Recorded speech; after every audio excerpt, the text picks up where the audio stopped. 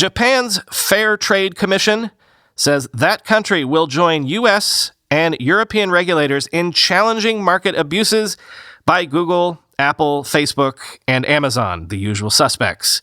Quoting Reuters, Kazuyuki Furuya, chairman of Japan's Fair Trade Commission, or FTC, also said Tokyo could open a probe into any merger or business tie-up involving fitness tracker maker Fitbit if the size of such deals are big enough. Quote, if the size of any merger or business tie-up is big, we can launch an anti-monopoly investigation into the buyer's process of acquiring a startup like Fitbit, he told Reuters. We're closely watching developments, including in Europe.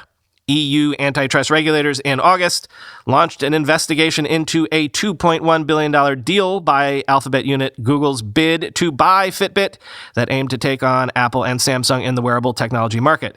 Japan is laying the groundwork to regulate platform operators. Among them are big tech giants dubbed GAFA, Google, Apple, Amazon, and Facebook, that face various antitrust probes in Western nations. Multinational companies like GAFA have similar business practices across the globe, which makes global coordination crucial, Furuya says.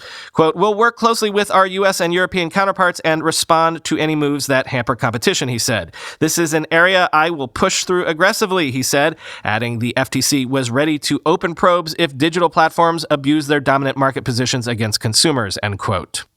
Which is why I'm telling you about this now. In recent years, it was mostly Europe that was cracking down on or pressuring tech companies in a regulatory way.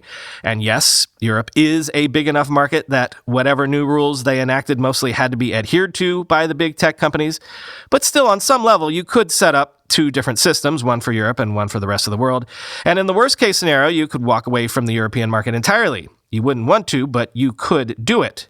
But now it seems that America is moving in a more, shall we say, stringent regulatory direction.